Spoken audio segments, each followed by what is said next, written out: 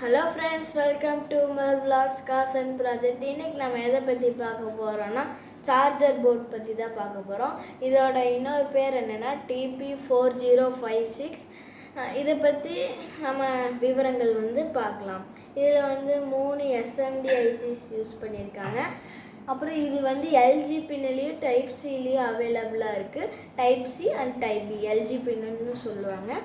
அப்புறம் இது என்ன பண்ணுன்னா, நம்ம இங்கே 3.7 பேட்ரி சப்ளை கொடுத்தோம்னா இது நம்மளுக்கு அவுட்புட் 5 வோல்ட்டாக தரும்.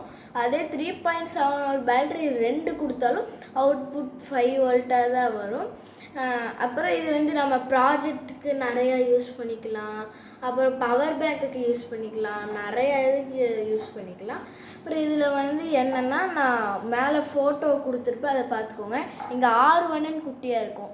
R1 பக்கத்தால் ஒரு LED இருக்குல்ல, அது என்னென்னா, அது நம்ம பவர் பேங்க்கோட லித்தியம் பேட்டரியோட கனெக்ட் பண்ணோம்னா, லித்தியம் பேட்டரி சார்ஜ் ஆயிடுச்சுன்னா ஃபர்ஸ்ட் லைட்டு ஆன் ஆகும். அது கீழே இருக்க லைட்டு லித்தியம் பேட்டரி சார்ஜ் ஆகிட்டு இருக்குது அப்படின்னா இந்த லைட்டு எரியும்.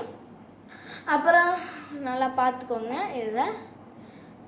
அப்புறம் இதில் என்னென்னா, நம்மளுக்கு 12 வோல்ட்டு சிலர் யாரும் கொடுக்க மாட்டாங்க. நீங்கள் 3.7 வோல்ட்டு இல்லைனா டபுள் 3.7 வோல்ட் அந்த மாதிரி கொடுத்துக்கோங்க. இதில் நீங்கள் 9 வோல்ட்டு கொடுக்கக்கூடாது. ஏன்னா 9 வோல்ட்டு ரீசார்ஜபிள் பேட்ரி இல்லை, HYWவாங்களே அந்த பேட்ரி ரீசார்ஜபிள் பேட்ரி இல்லை. ஓகே ஃப்ரெண்ட்ஸ், இதை பற்றி ஃபுல் வீடியோ உங்களுக்கு புரிஞ்சிருக்குன்னு நினைக்கிறேன். ஓகே, பாய்.